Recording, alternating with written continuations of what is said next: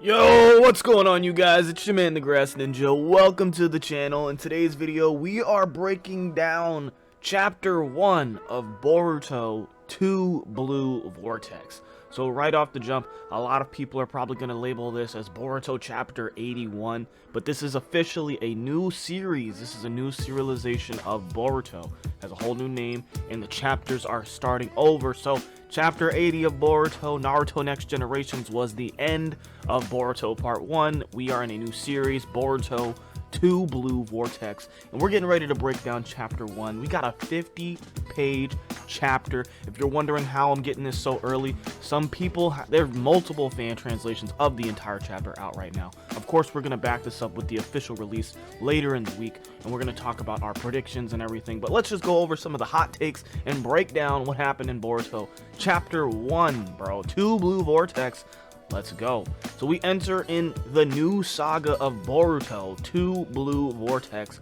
The opening page is of Sarada in her time skip design, rocking the red and black. She's got her shinobi headband sewn into her jacket, and she's looking pretty dang fresh. But we're gonna jump into things because in the opening page it says, in the village of Konoha, which has undergone the great cataclysm in the past, in front of the Hokage's room, Sarada stands with an upset face. We get to see that she's actually arguing with the new Hokage, Shikamaru, and he's standing next to his new aide, Konohamaru. So this is huge. Shikamaru is the new Hokage. Konohamaru is his support or his aide. He's the new Shikamaru pretty much. And yeah, they're talking about Boruto and his traitor status. So Boruto and Sasuke are confirmed to have kill on sight orders on them. They're confirmed to be executed if they're ever seen. These guys are deemed traitors of the state, traitors of Konoha. 8th Hokage Shikamaru warns Sarada of her behavior as she's yelling at him in the Hokage's office, calling him an idiot, calling him a fool. So Shikamaru warns Sarada of her behavior, saying that if she wants to continue on this path, she will remain a genin forever. Let's pause for a second. All the translations that I've run into refer to Sarada in this point in the manga as a genin, okay? So Boruto 2 Blue Vortex has basically confirmed to me, alright, I'm not saying it's confirmed to everybody or whatever, but to me, that anime canon is filler, bro. It's filler, it's filler, it's filler, and this manga has proved it now, because in the anime they try to say Sarada made it to Chunin after their anime canon Chunin exams, after the Battle of Momoshiki. Not all that is done. All that is done and in the books. Sarada, just like Naruto, is being at risk of being the eternal genin, bro, and this is insane. Now, I do want to preface, this is just due to multiple fan translations that I've checked out. So I've read it on a couple of different sites. They have different translations. All in all, the only difference is like grammatical issues, but the meaning is the same. So let's talk about this, bro. So Sarada is going to be a genin forever if her behavior doesn't change. This is from Shikamaru, the 8th Hokage.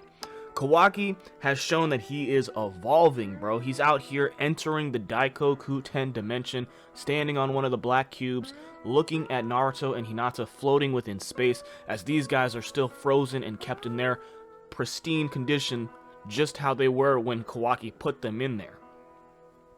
Sumire points out to us that according to everybody else in the village, it's actually Sarada and Sumire who are the ones that are acting strange, as if their memories were the ones that were tampered with instead of everybody else's.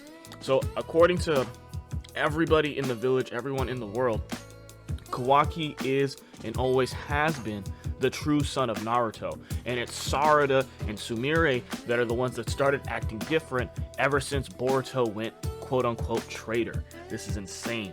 Sarada confirms that the true potency of omnipotence and how strong it actually is in brainwashing people. So Sarada confirms the true potency of omnipotence and how over time, omnipotence has erased everyone's uneasiness in their minds. In the beginning, people did question, how is it that Kawaki was born and raised in Konoha, but he has a body that's been remodeled by Kara? And then even still, what happened to Momoshiki? Essentially though, as time went on, and we'll learn how long this time skip has been, essentially everyone has just been completely brainwashed. So in the beginning, they were asking these questions. Shikamaru was like, yo, what's the deal with Momoshiki? How is your body remodeled by Kara? But now, years later, they're just cool with it. The uneasiness has been erased. Nobody's going to ask questions, and nobody's going to try to poke holes in the history rewrite. Now, Ada and Damon remind Sarada and Sumire that omnipotence is irreversible, and Ada reveals that she has learned more about her true abilities, the true nature of omnipotence. Now, as she's explaining how it's irreversible, Ada finds it strange that Sarada and Sumire weren't affected by omnipotence and that they retain memories of the past, leading her to question them if they're truly charmed by Ada's captivation. So if they're not affected by the history rewrite, would they be affected by the charm? Like, if they're immune to omnipotence, why aren't they immune to the charm? And then Sumire kind of jumps in, playing the liar card, and just be like, no, of course, everybody loves Ada. Why wouldn't we? So yeah, some tensions are rising between Damon and Sarada and Sumire, because if they ever figure out that they're not truly charmed, Damon is going to go on the offensive. Now, we get our first look at Mitsuki as he's literally hovering around Kawaki, because, you know, Mitsuki is the moon to Kawaki's sun now.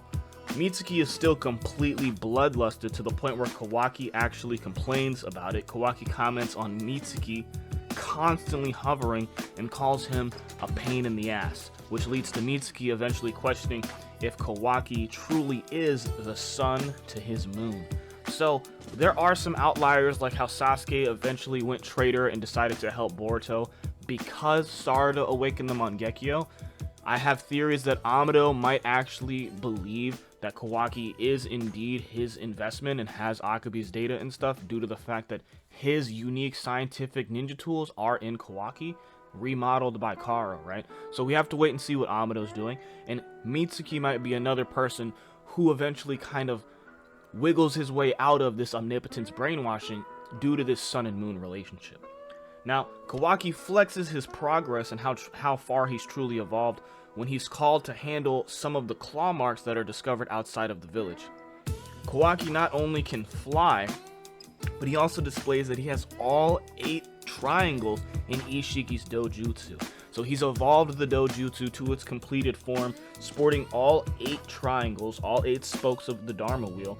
And also, he has the Otsutsuki sense that Boruto possessed back in like chapter 75, or what was it, like 72, 73, when Kawaki first started erasing his chakra signature. Nobody could track him, but Boruto could feel his presence.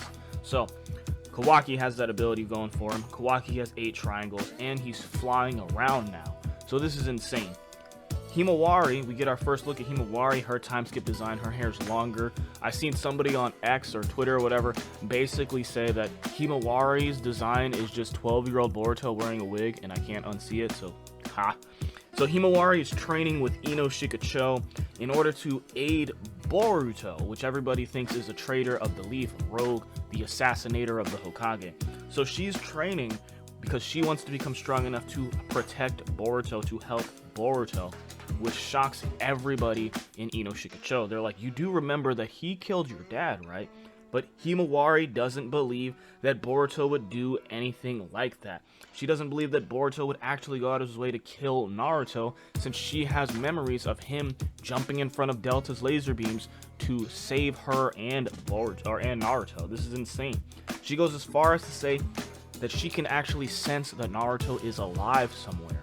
So this latent potential that Damon sensed in Himawari might be lingering or leaking out or showing more of its effects in this aspect. Whether or not she just has a naive feeling and she's just not accepted reality or the false reality, or if she actually does have some sensory capabilities that she can tell Naruto's trapped in another dimension, is unclear. The claw mark investigation team. So we have those scouts that were investigating the claw marks. We saw them previously when Sasuke told them that there's no way code would actually manifest in one of these locations. So this investigation team is still out there, and they reported that they found some claw marks. Kawaki goes out of his way to erase them, and he discovers that the claw mark investigation team have been targeted, and they actually have claw marks on themselves. So the claw mark investigation team has been targeted by Code, and some of the members have claw marks on their backs, which Code uses to launch a strategic attack on Konoha. This is insane, you guys, because the claw grimes invade and they start attacking civilians. So Code out here with the strategic play to try to pull out Boruto attacks the Hidden Leaf village through the claw grime army. They just start wrecking civilians, causing mayhem. Kawaki arrives to the scene to save a young woman, and Sarada shows up right after him, striking down one of the claw grimes. This is crazy because they're basically one-shotting these 10-tailed foot soldiers. Now, Code appears before Sarada sporting a new scar and says that he's looking for Boruto. So Code out here with a new damaged eye. This isn't a fresh scar, it's not bleeding. He has a scarred eye, which means he's been in combat at some point.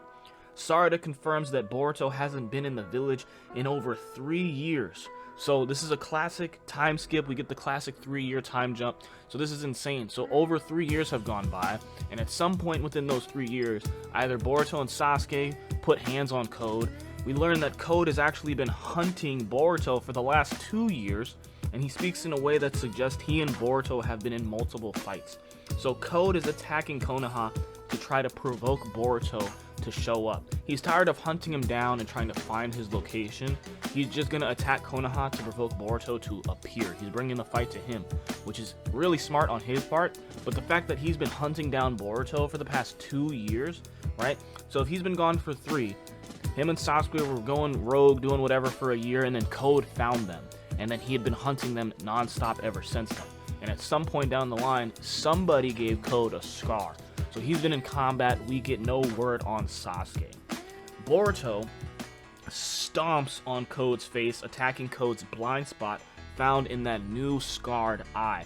So Boruto taking advantage of the scar, letting me believe that maybe Boruto gave it to him or Sasuke gave it to him, and Boruto was there knowing that he can take advantage of his blind spot, and he just literally, like he's Seth freaking Rollins, goes for the curb stomp and just stomps down on Code's face.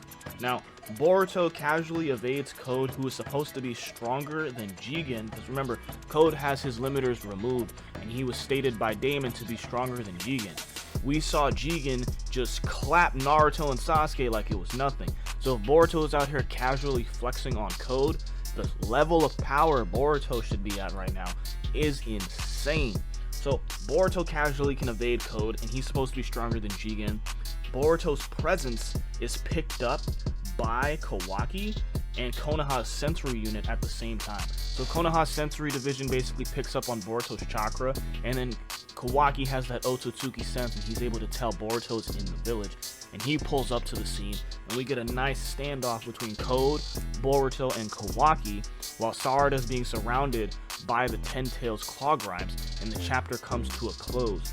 We get no Sasuke. There is a flashback panel of Sasuke, but that just shows everybody in their post time skip, or I guess prior to the time skip outfits, so Naruto Next Generation outfits, and we do see Sasuke in a crowd, but we get no mention of like what happened to Sasuke in these 3 years. We do know from Shikamaru Sasuke is deemed a traitor of the leaf yet again, right? And Sarada has an awesome line where she basically points out to Shikamaru that Sasuke back in the past was a was a criminal, committed a felony, and Naruto, who was a genin at the time, did bring him back and eventually became Hokage. So crazy stuff going on in Boruto 2 Blue Vortex Chapter 1, or you can think of it as Boruto Chapter 81. This is a new serialization, which means it's a new series, so the chapter count is going to restart. It's not like the Naruto manga where it just stayed Naruto all the time and then the anime rebranded. This is a rebrand of the manga. And let me tell you right now, everybody's looking cold as hell, bro. Konohamaru with his Hokage aid gear, looking fresh as hell right now. Sarada with the Uchiha jacket inspired by Boruto's, looking fresh as hell right now. Kawaki with the baggy fit, they got rid of the scarf, with the baggy fit, looking cold as hell right now. Boruto curb stomping Code like he's Seth freaking Rollins right now, cold as hell. I'm not even joking. So yeah, we're gonna wait for the official release for sure, but here's the official breakdown. This is everything you need to know. You can go check out the chapter if you want. I'll leave it somewhere. You can find it. I've talked about it a little bit. Anyway, don't forget to like, comment, subscribe, share the video with your friends, bro. We're going into prediction mode like right after this, so look forward to that. I've been your man, the Grass Ninja, signing off. Peace.